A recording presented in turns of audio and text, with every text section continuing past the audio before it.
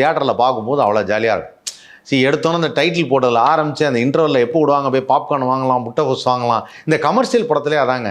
அந்த ஒரு தியேட்டர் உள்ள அப்படியே அந்த கூல்ட்ரிங்க்லாம் விற்றுட்டு வர்றதும், அதை வாங்கி சாப்பிட்டுட்டே அப்படியே அந்த படத்தை பார்க்குறதும், பாப்கார்ன் தின்னுட்டு படம் பார்க்குறதும், அதுதான் ஒரு பெரிய என்ஜாய்மெண்ட்டு. அதுலேயும் என்ன, கேப்டனுடைய இந்த கூலிக்காரன் படத்தில் இன்னொரு ஸ்பெஷலான ஒரு விஷயம் என்ன அப்படின்னா, பப்ளிசிட்டி.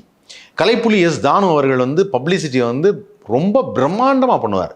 பிரம்மாண்டமானா இன்றைக்கெல்லாம் இந்த Instagram, Facebook, YouTube, sir Twitter இப்படின்னு என்னென்னோ சோஷியல் மீடியா சொல்லி, சார் நாங்கள் அதில் இருக்கோம், இதில் இன்ஃப்ளூயன்சர் பண்ணுறோம் அப்படின்னு. ஆனால் இவங்களுக்கெல்லாம் முன்னோடி அப்படின்னு சொல்லும்பொழுது நான் கலைப்புலி எஸ் தானு அவர்களை சொல்லுவேன். ஏன்னா ஒரு காலகட்டத்தில் படம் ரிலீஸ் ஆகும்போது, கூலிக்காரன் ரிலீஸ் ஆகும்போது ஹெலிகாப்டர்லேருந்து போஸ்டர் அப்படியே தூவி விட்டார் தியேட்டர் மேலே, தேவி தியேட்டர் மேலே. அதாவது நம்ம மவுண்ட் ரோடில் இருக்குது தேவி தியேட்டர் மேலே.